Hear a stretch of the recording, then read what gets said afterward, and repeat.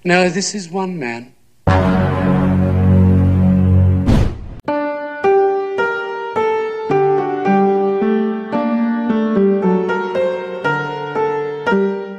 Hai teman-teman, gimana kabarnya? Mudah-mudahan semuanya tetap sehat. Seperti biasa, kita akan kembali membahas alur cerita film klasik yang keren. Film kali ini berjudul Cleopatra, sebuah film bergenre drama kolosal yang dibintangi oleh Elizabeth Taylor. Filmnya sendiri menceritakan tentang kisah cinta Ratu Cleopatra yang penuh dengan kontroversi, skandal seks, dan ambisinya untuk menaklukkan dunia dengan kecantikannya. Daripada bikin penasaran, yuk kita langsung saja kepoin alur ceritanya.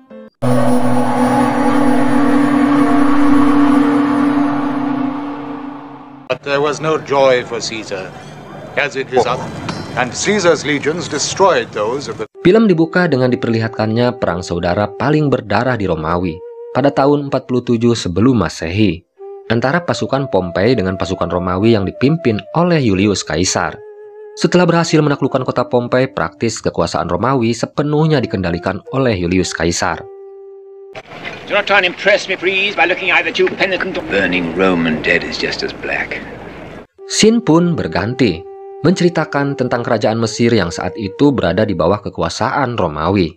Kerajaan Mesir terkenal dengan ibu kota dan pelabuhannya yang megah dan kaya raya, bernama Kota Alexandria. Konon, kota Alexandria digadang-gadang sebagai kota terbesar di dunia pada zamannya. Namun, ada satu masalah yang membuat Mesir diambang perang saudara, yaitu konflik perebutan kekuasaan antara Cleopatra dan saudaranya bernama Ptolemy. Setelah kematian Raja Ptolemeus, Cleopatra harusnya naik tahta menjadi Ratu Mesir. Namun, tahta itu dikudeta oleh adiknya, yang punya banyak loyalis di istana. Ptolemy akhirnya naik tahta menjadi Raja Mesir. Sedangkan tetehnya Cleopatra justru diusir dari istana dan harus mengungsi ke perbatasan.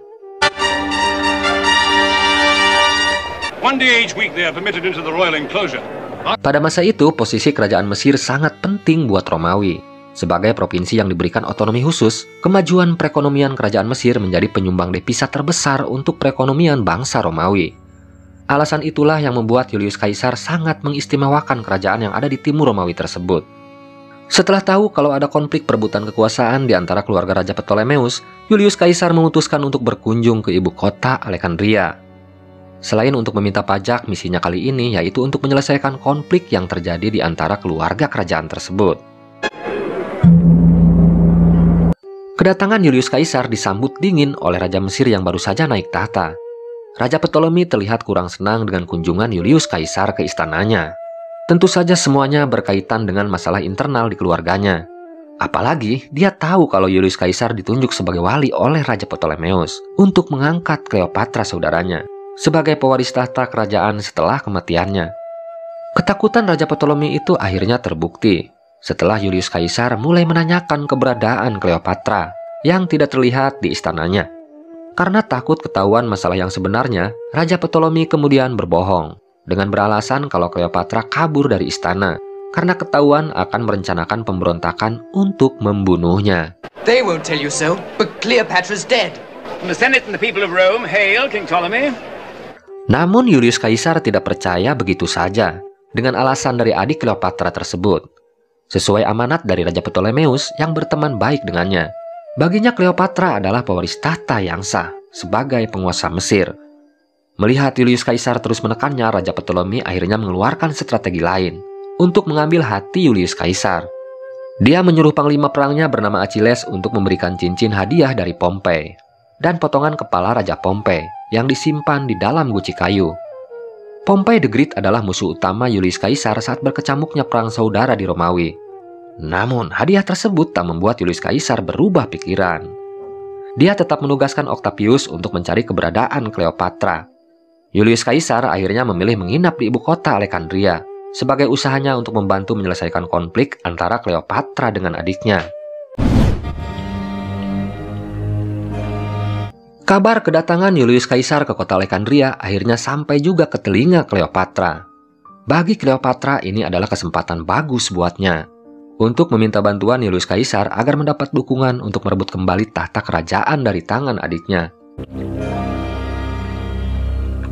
Di suatu malam, Dibantu oleh pelayannya bernama Apollodus, Cleopatra menyelinap di dalam gulungan permadani.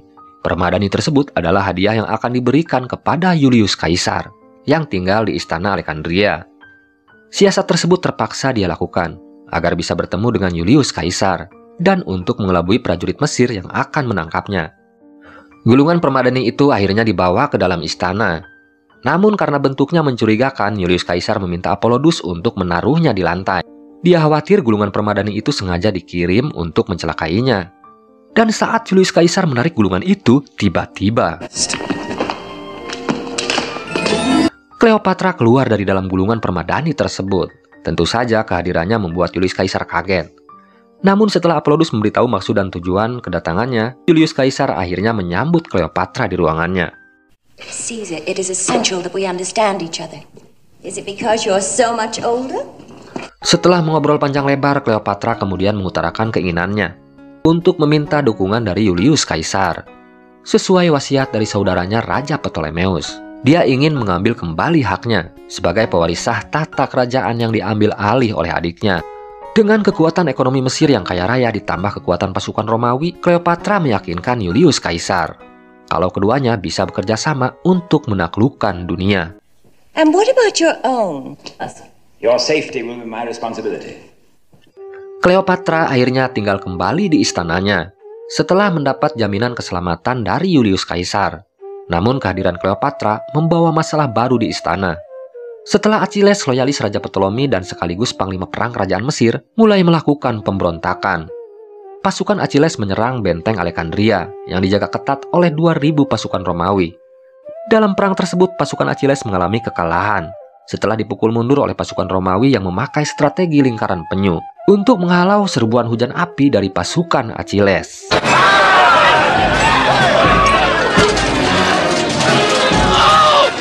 Di suatu hari, selir istana bernama Teratai diketahui sedang melakukan percobaan pembunuhan kepada Cleopatra. Namun, aksi itu berhasil digagalkan setelah selir lain bernama Apollo melihat gerak-gerik mencurigakan dari selir tersebut. Dia bertanya, kenapa Teratai mengusap tepi gelas minuman anggur yang akan diberikan kepada Cleopatra. Setelah didesak, ternyata selir itu disuruh oleh Pothinus, pelayan Raja Ptolemy, yang menyuruhnya untuk menaburkan racun sianida ke dalam minuman Ratu Cleopatra. Aksinya tersebut membuat Cleopatra murka. Dia pun menyuruh selir itu untuk menenggak minuman yang dia bawa untuknya. Selir suruhan itu akhirnya tewas setelah menenggak minuman yang sudah ditaburi racun sebelumnya.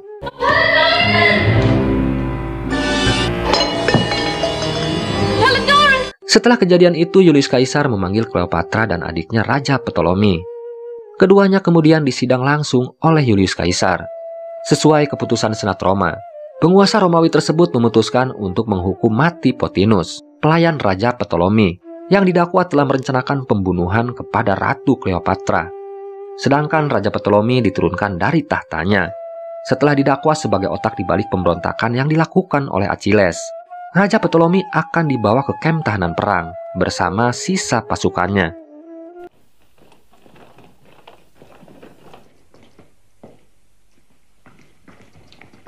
Singkat waktu, Cleopatra akhirnya naik tahta menjadi Ratu Mesir. Dia diangkat langsung oleh Julius Caesar sebagai penguasa baru di kerajaannya. Ada kejadian unik saat Ratu Cleopatra menyuruh Julius Caesar untuk berlutut di hadapannya. Awalnya, Julius Caesar menolak untuk melakukan hal tersebut. Namun, kecantikan Ratu Cleopatra sanggup menghipnotis penguasa Romawi tersebut. Momen itu sempat membuat sebagian prajurit Romawi merasa kecewa, karena secara administrasi, Ratu Mesir berada di bawah kekuasaan Romawi. If we're to get an early start in the morning. Why not buy the world? Surely you must have enough. Sejak saat itu, Julius Caesar mulai menjalin hubungan asmara dengan Ratu Cleopatra yang jauh lebih muda darinya. Julius Caesar lupa dengan umurnya yang sudah menginjak usia 52 tahun.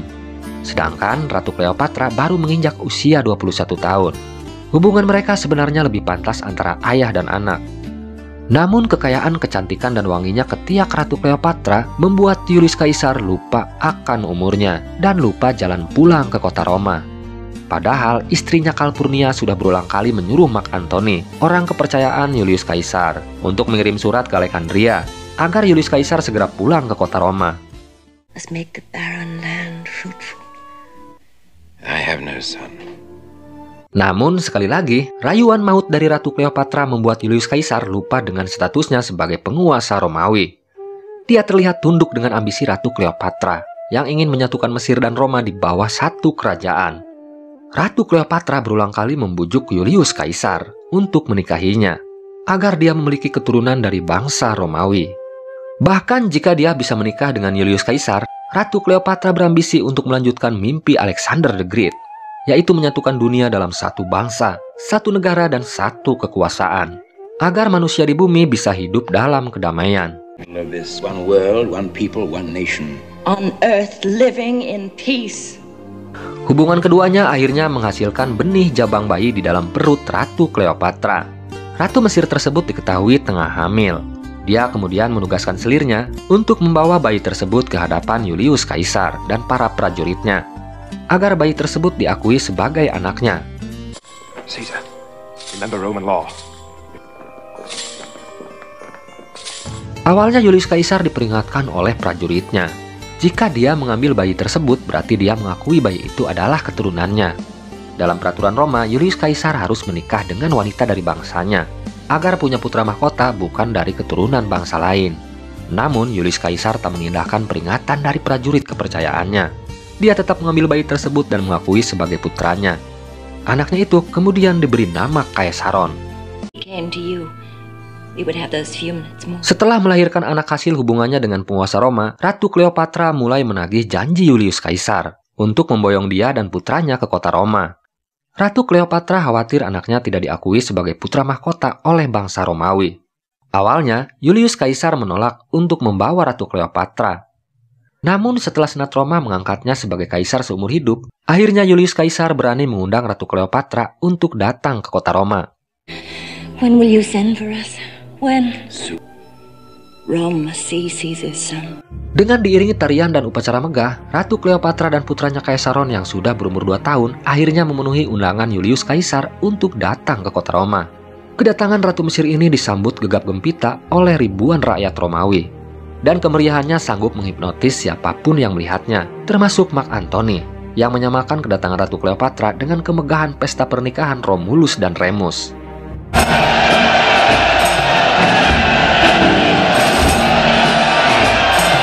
Namun kedatangan Ratu Cleopatra membawa masalah serius bagi sebagian besar Senat Roma. Kedatangannya menimbulkan perpecahan yang akhirnya membuat Senat Roma terbagi menjadi 2 kubu. Ada yang mendukung dan ada yang menolak Ratu Cleopatra menjadi penguasa yang akan mendampingi Julius Caesar memimpin Roma. No, don't smile. An angry glance at someone who's displeased you. Kubu yang membenci Ratu Cleopatra dimotori oleh Caesius, yang memprovokasi kepala Senat Brutus untuk menyelamatkan Romawi dari kehancuran. Mereka khawatir dengan masa depan Romawi setelah Julius Caesar membawa Ratu Cleopatra ke istana. Sebagian besar Senat sudah sepakat tak akan membiarkan pewaris tahta kerajaan lahir dari keturunan Ratu Cleopatra, yang terlahir bukan dari bangsa Romawi. Kemarahan para Senat ini semakin menjadi-jadi setelah Julius Caesar menempatkan patung Ratu Cleopatra di kuil para dewi. Brutus, save Rome from Caesar! Open your eyes! What is it you want? What do you want of me? Karena sudah tak punya cara lain untuk menyingkirkan Ratu Cleopatra, Senat Roma yang dipimpin oleh Brutus terpaksa merencanakan pembunuhan terhadap Julius Caesar. Bagi para politikus Roma, itu adalah jalan satu-satunya agar bisa mengusir Ratu Cleopatra keluar dari kota Roma.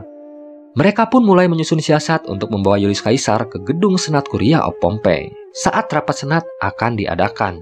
Sementara Ratu Cleopatra yang dari awal sudah curiga dengan gerak-gerik para Senat Roma, akhirnya bisa melihat langsung gambaran saat suaminya dibunuh. Setelah dia mendatangi seorang dukun yang bisa meramal masa depan Julius Caesar.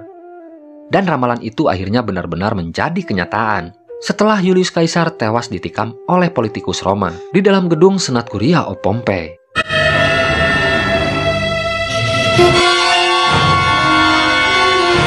Setelah kematian Julius Caesar, Ratu Cleopatra akhirnya memilih meninggalkan ibu kota Roma setelah mendapat teror dan ancaman pembunuhan dari kelompok yang membencinya.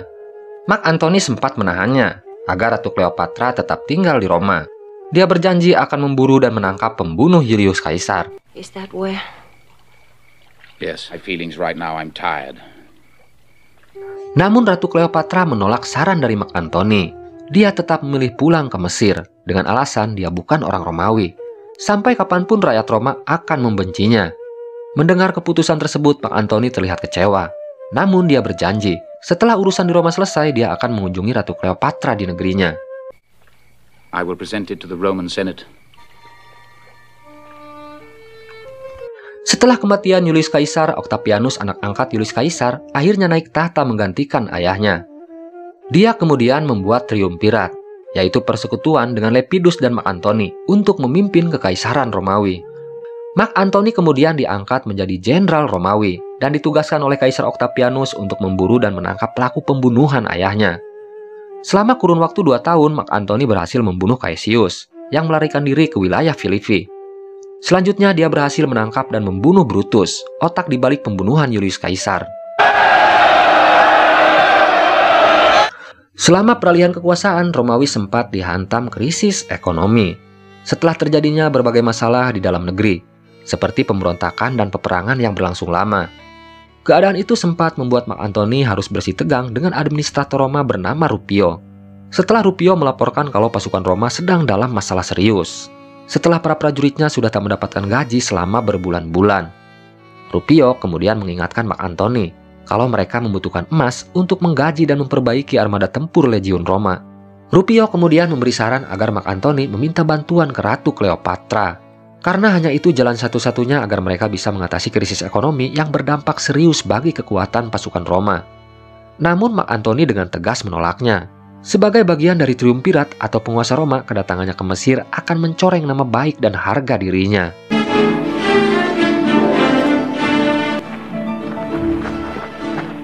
Untuk mencari perhatian dari Mark Antony, Ratu Cleopatra sengaja datang dengan memamerkan perahu megah berlapis emas miliknya, yang konon menjadi perahu kerajaan termahal pada zamannya. Ratu Mesir itu menolak untuk masuk ke wilayah Romawi demi menjaga gengsinya sebagai Ratu Mesir. Dia kemudian menawarkan untuk mengadakan pertemuan di dalam perahunya, yang tepat berhenti di tengah perbatasan antara Mesir dan Romawi. Mark Antony akhirnya setuju untuk bertemu dengan Ratu Cleopatra di atas perahunya.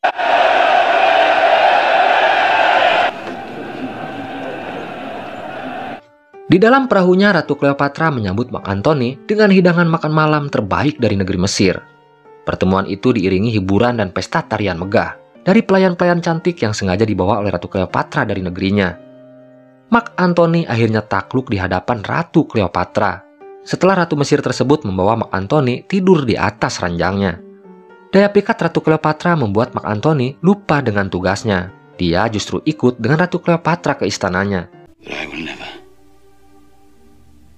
Kepergian Mark Antony ke Mesir selama berbulan-bulan menjadi bahan olok-olokan Kaisar Octavianus dan para senat Roma. Kaisar Octavianus menyamakan nasib Mark Antony tak berbeda jauh dengan ayahnya. Kuat dalam pertempuran, tapi lemah oleh selangkangan wanita. Para senat Roma terlihat sangat kesal karena tindakan Mark Antony telah mencoreng reputasi dan harga diri bangsa Romawi, yang kembali untuk kedua kalinya harus tunduk kepada Ratu Mesir yang mereka sebut sebagai wanita pelacur. Even then, he is merely to face the is here now. Hubungan Mark Antony dengan Ratu Cleopatra semakin hari semakin mesra. Di suatu hari, Ratu Cleopatra mengungkapkan perasaannya. Kalau dia telah menemukan cinta yang selama ini belum pernah dia rasakan seumur hidupnya. Sosok Mark Antony berbeda dengan beberapa lelaki yang pernah tidur dengannya, termasuk mantan suaminya, yaitu Julius Caesar.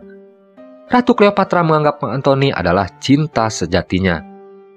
Sementara di kota Roma, Kaisar Octavianus dan Lepidus sedang menyusun siasat untuk melepaskan Mark Antony dari jeratan Ratu Cleopatra dan membawanya pulang ke kota Roma. Kaisar Octavianus berencana menikahkan Mark Antony dengan sepupunya dari Athena Yunani bernama Octavia. Kaisar Octavianus berharap bisa memutus hubungan Mark Antony dengan Ratu Cleopatra, sekaligus mencegah anak Ratu Cleopatra menjadi pewaris tahta kekaisaran Romawi di masa depan. I remember well. Antony is no, as I know, the falling sickness. Kabar rencana pernikahan Mark Antony dan Octavia akhirnya sampai di istana Ratu Cleopatra. Kabar tersebut membuat Ratu Cleopatra terlihat kecewa. Dia meluapkan rasa sakit hatinya dengan merusak pakaian Mark Antony yang disimpan di istananya. Sementara Kaisar Octavianus menugaskan Mark Antony untuk kembali ke kota Alexandria untuk meminta pajak dan bantuan dari Ratu Cleopatra. Dengan imbalan, Romawi akan memberikan beberapa wilayah kekuasaannya kepada Ratu Cleopatra.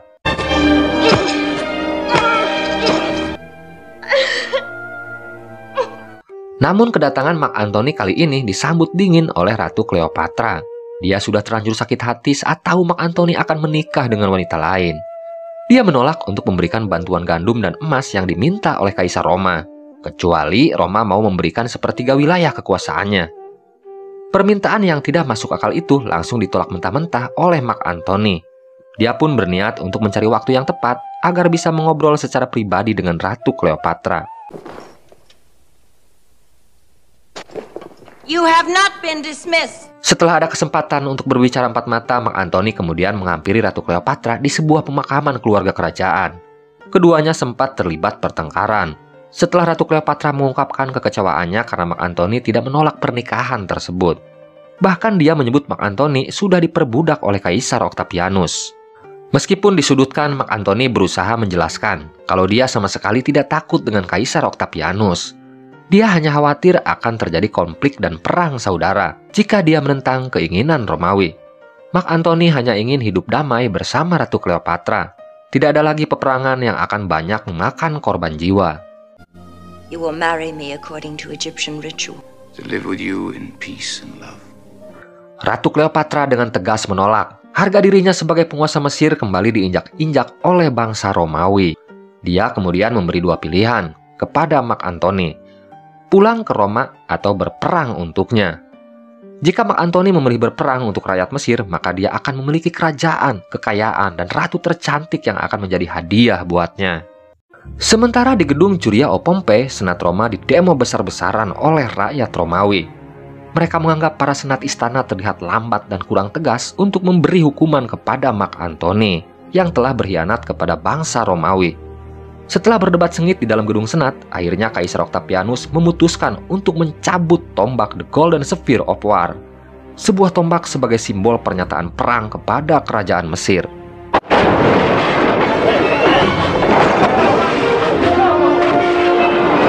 Setelah Legiun Roma sampai di kota Alexandria, banyak pasukan Mark Antony dan Ratu Cleopatra menyerahkan diri ke pasukan Roma. Mereka menolak berperang setelah melihat kekuatan pasukan Romawi yang jauh lebih besar dari mereka. Sementara, dalam keputusasaannya, Mark Antony mencoba mencari keberadaan Ratu Cleopatra. Namun dia dibohongi oleh ajudannya, yang mengatakan kalau sang ratu telah tewas bunuh diri.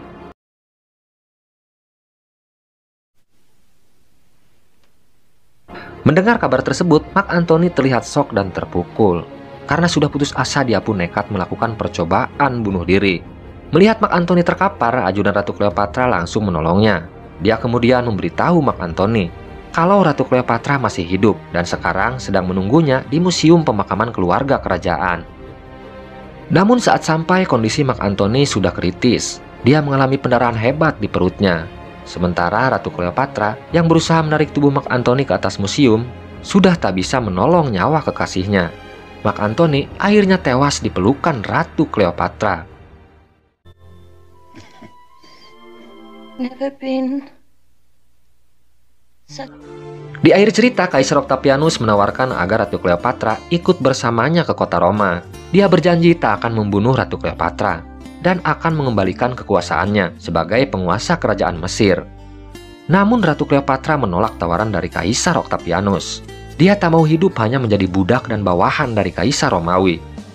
Demi menjaga harga dirinya sebagai ratu penguasa Mesir, Ratu Cleopatra memilih bunuh diri bersama kedua pelayannya dengan cara memasukkan bisa ular ke tubuh mereka. Sang ratu akhirnya tewas di peristirahatan terakhirnya. Sebelum melakukan bunuh diri, dia meminta dua pelayan setianya untuk memakaikan jubah emas kebanggaannya. Kematian Ratu Cleopatra menjadi simbol perlawanan atas kesewenang-wenangan Imperium Romawi yang telah menjajah negerinya. Cerita pun akhirnya selesai.